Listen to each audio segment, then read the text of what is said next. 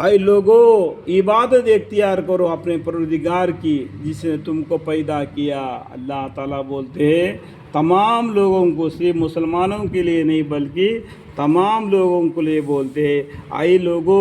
عبادت اختیار کرو اپنے پروردگار کی جس نے تم کو پیدا کیا اور ان لوگوں کو بھی کہ تم سے پہلے گزر چکے ہیں۔ عجیب نہیں کہ تم دوزخ سے بچ جاؤ۔ دوزخ سے بچنے کے لیے ایک اللہ کی عبادت کرنا،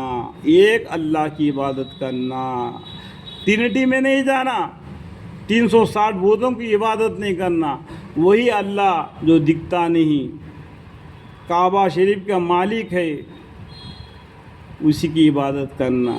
اے لوگو عبادت اختیار کرو اپنے پروردگار کی جس نے تم کو پیدا کیا اور ان لوگوں کو بھی کہ تم سے پہلے ہو گزرے ہیں۔ عجیب نہیں کہ تم دوزخ سے بچ جاؤ۔ تم کیا آدم علیہ السلام سے لے کے قیامت تک آنے والے زمانہ کا سبھی آدمی کو اللہ تعالیٰ نے پیدا کیا۔ اس اللہ کو چھوڑ کر کہ دوسرے کو عبادت مت کرو۔ اور ذات پاک ایسی ہے جس نے بنایا تمہارے لیے زمین کو فرش۔ اللہ تعالیٰ کی ذات پاک ہے، سبحان اللہ، جس نے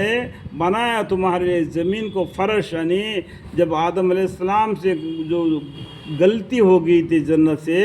تو دنیا میں آنا پڑا، اس لیے اللہ تعالیٰ دنیا میں زمین کو بنا دیا فرش کے مافک انسانوں کو رہنے کے لیے، اور آسمان کو بنا دیا چھت کے مافک۔ اس طریقے سے 7 آسمان 7 زمین بنا دیے،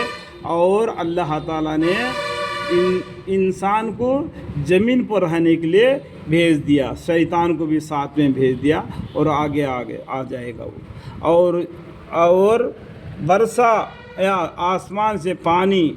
یعنی آسمان سے بارش گرا، پھر پردہ ادم سے یعنی زمین سے نکالا بذریعہ اس پانی کے پھلوں کی غذا کو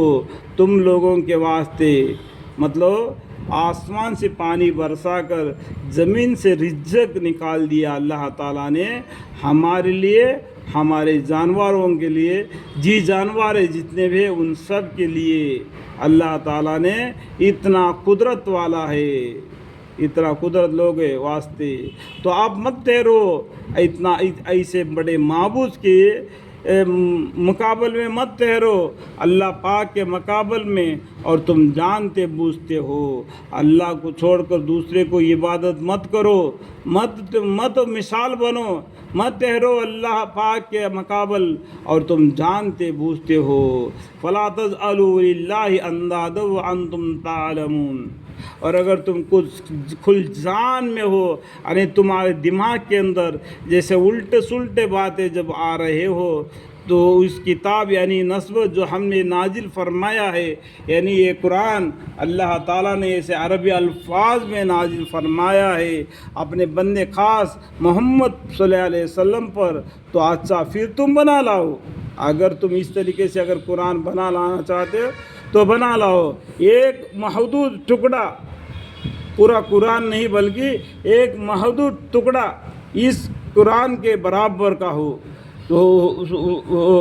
بڑا ٹکڑا، تو اس کا ہم پلہ لاؤ، اور بلا لو اپنے حمایتوں کو، جن کو تم عبادت کرتے ہو ان لوگوں کی تم بلا لو جو خدا سے الگ تجویز کر کے کر رہے ہو، اگر تم سچے ہو، یعنی بلا لو، یعنی اس طریقے سے ایک قرآن کا ایک ٹکڑا لے آؤ، یا تو بلا لو ان معبودوں کو جس کو تم لوگ اللہ کو چھوڑ کر عبادت کرتے ہو، تجویز کر رکھے ہو، اگر تو اس بات میں سچے ہو، تو یہ اس قرآن کے طریقہ، اس قرآن کے ذریعہ کا کتاب کو تم لا بھی نہیں سکتے، اور ان معبودوں کو تم بلا بھی نہیں سکتے، کیونکہ وہ بھی مردے ہیں۔ جس طریقے سے وہ لوگوں نے اپنا زندگی جیا اور مر گئے،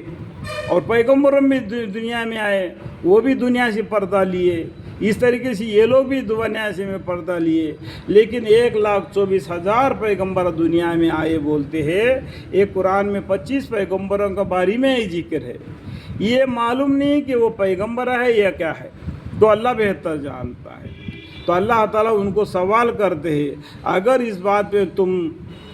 اگر لا سکتے ہو تو یہ ہم پلہ اس قرآن کے برابر کا تو لے آؤ، اور برا لو ان لوگوں کو جن کو تم اللہ کے سوا تجویز کر رکھے ہو، اگر تم اس بات میں سچے ہو تو بلا لو۔